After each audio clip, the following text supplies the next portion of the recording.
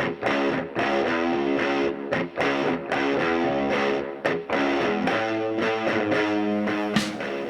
guys, welcome back to Ox Tools. I'm Tom. So this is Meatloaf 88, and this is the last Meatloaf before the big Bar Z Summer Bash. I'll be going down next weekend for that on Saturday. Actually, I'm going down early to help Stan set up and get everything going. We've got some awesome prizes. KBC Tools and Industrial Press stepped up with some excellent prizes. So we're going to have a real killer prize for the 4-jaw competition, which Adam Booth's judging.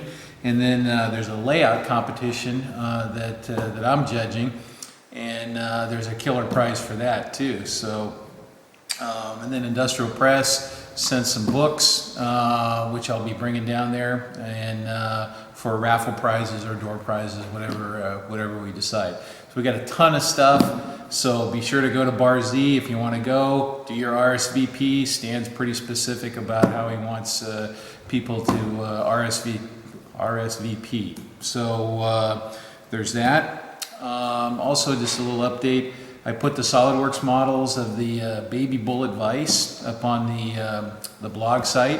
And then here's a little link over here on the side. Just go to the blog site and you can download the SolidWorks models if you have SolidWorks. If you don't, then there's PDFs in another folder there that you can print the drawings out and build your own Wilton Baby Bullet. So let's see. So there's that. Some guys asked about this power arm guy here, so we're gonna take a look at that today.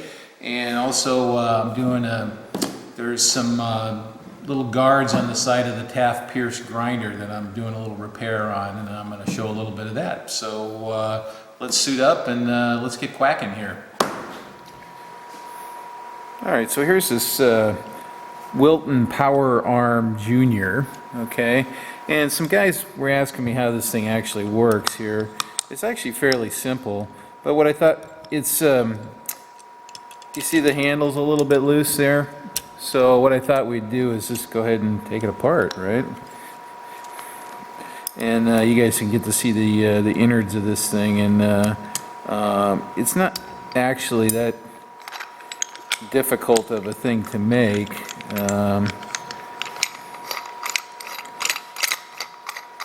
So it's got a big nut here, okay, which is just a plate. Okay, and there's my screws that are loose. It looks like somebody's been in here before. We've got 2 zinc screws and 1 brass screw. I would say somebody's been in here. All right, let me, maybe this one will work here. Oh, yeah, okay.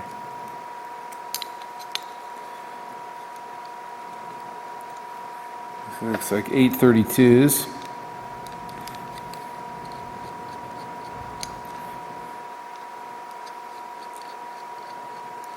I've never taken one of these apart before, but I kind of know how they work. So this, you know, you'll have to tune the position of this nut a little bit so that this rotates freely when it's released, but also locks up. Okay, so there's that. So that goes in here. Let's see, that was this way. So I don't know, it looks like 5/8 to me. All right, so there's that. There's the little ball seat that clamps on the ball, and you see it's kind of small. It's just got a locating peg here. Oh, those are just the 3 screw holes for the arm. Okay. Now I gotta take this off here. Let me. I'm gonna grab a wrench here. I'll be right back. Well, I got lucky because I didn't loosen that up beforehand. Okay, so here's the bits. So Mr. Ball, that's pretty straightforward. So you could take a steel ball and you could weld a shank onto it. And you could turn that, I suppose, if you wanted to. Okay, and then this has a Is that spherical or is it just conical? It feels curved. It feels like a spherical seat in there. So that's the upper part of the ball seat there. Okay, that goes in this housing, like so. And then this slot allows it to lay over. I've seen some setups like this that have a second slot here too. So, but this can rotate this way as well. All right. Now these are just aluminum castings here, but I don't know. There's nothing too magical about this. Somebody could make that pretty easily. Same thing here. Pretty straightforward. You could turn that out of. Oh, what's that little guy for there? Got a little set screw. Where does that? Oh, I bet you I know what that's. Yes. So that must be. There's a little mark right there. I think that keeps this. When this snap ring holds it in place, that keeps that from rotating. Keeps the nut from rotating. Because this arm here rotates this in relation to the nut, so that extends it up, thereby pushing up against the ball and locking that. You know what? I bet you that's why mine was loose, because that set screw was had slipped or something on there. There's no divot in here to lock it in. I see a little mark there where it looks like it was on there. Anyway, so that's the Wilton power arm. Yeah, look, that's all polished in there. That the head or the point of that set screw is polished, like it was sliding on that. Okay, well when I put it back together, I'll make sure I snug that down, and I'll put it back with our one oddball screw. I wonder why they make that one out of brass. That's interesting. Well, you know, the weight's down on that when you're loosening it, so it's really mainly pivoting on that, and then it locks when you push up, so it's locking in this element, but when you have the lever released, it's rolling around on this one. So this is a better bearing here. Wow, I wonder whose fingerprint that is. That's not my fingerprint. I wonder if that's the previous owner or when the thing was made there. Boy, that's a distinct fingerprint there. Hey, I ought to send that into the FBI and see whose name comes back. All right. Anyway, so there it is, the Wilton Junior, or Wilton Power Arm Junior, and made in the USA. All right, thanks for looking at that. Okay, so here's the problem. You can see that this bit of phenolic is blown out here. There's a chunk that was loose and basically falling out. It's basically a counterbore for these screws, but you can see that it's an X counterbore now. And this is kind of what it looks like, you know, when it's good, right? So what we're going to do is we're going to fill that and build it up with some this Bondo with fiberglass in it. This stuff is pretty bulletproof here. So what I did was I made a little plug that actually fits in here. That actually, let's see, maybe I got to put it in from the other side. That forms the counterbore. And I'll put a little mold release on this, and this will be a little fence here on the side, and we'll spooge it in there and build that up. And then after it cures, we'll pop this pin out because it'll just slide right out because of the mold release. And then we'll just dress that up, and we'll be back in shape with a counterbore. At least that's the plan, anyway. So let me get that all set up, and then we'll mix up some Bondo. And this is my little. I use these granite samples. You can mix up on here. And you can clean these off really easily, and it's like a durable surface. You can just scrape the stuff off, you know, with a razor blade or whatever, and it's kind of a durable mixing palette for this kind of stuff. So anyway, that's what we're going to do. I'll clamp this all down so that it doesn't move around, and then get her done. Okay, I think we're ready here. Make sure this is all.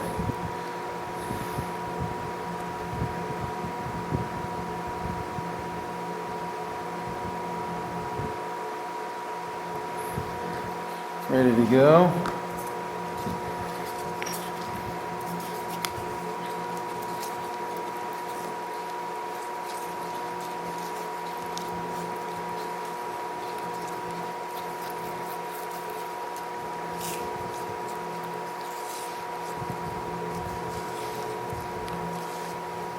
So this stuff has fiberglass particle or fibers in it. So when it hardens up, it's really strong.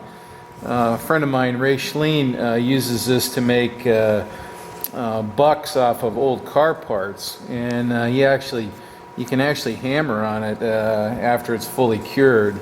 It's that strong, and there's little bits of. He does it around wire form, so it's actually extra strong with steel in it too. Okay.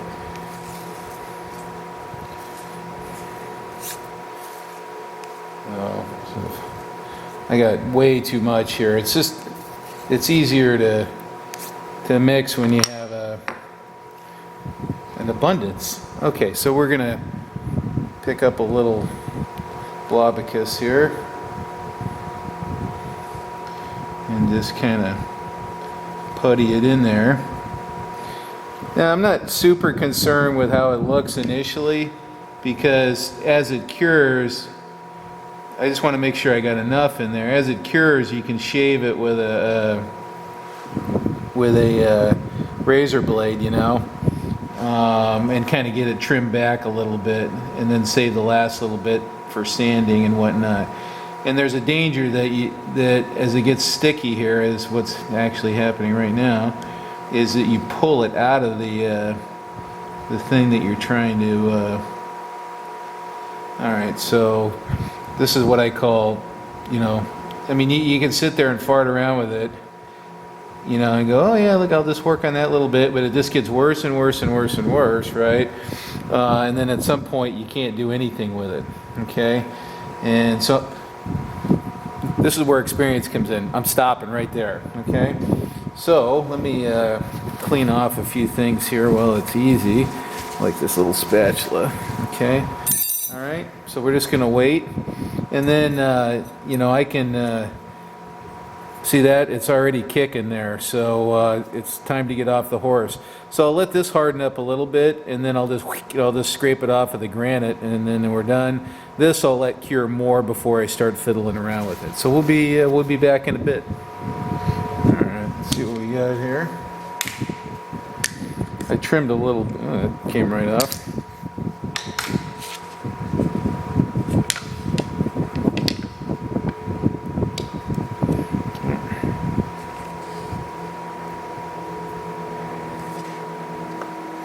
Yeah, mold release works pretty good.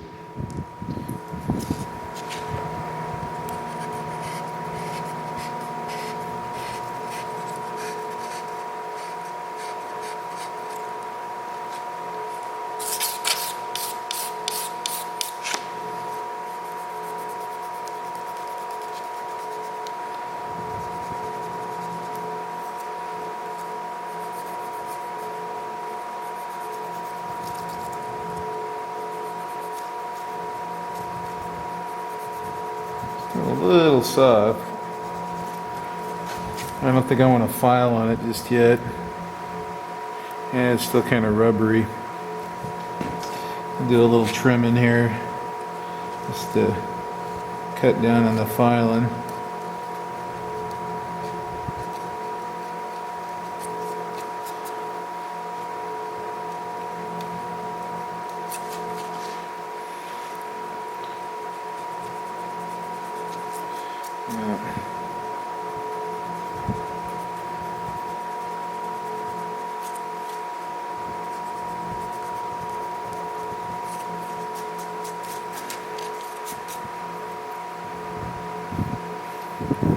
Stuff stinks.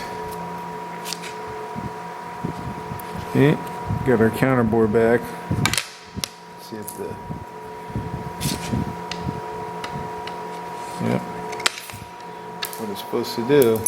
It's just a little side guard to keep stuff from going up underneath on the grinder. So all right, I'm gonna let that harden up a little more, and then I'll block that off with a file, knock it down so it's flush, and then I got one more to do down here. So.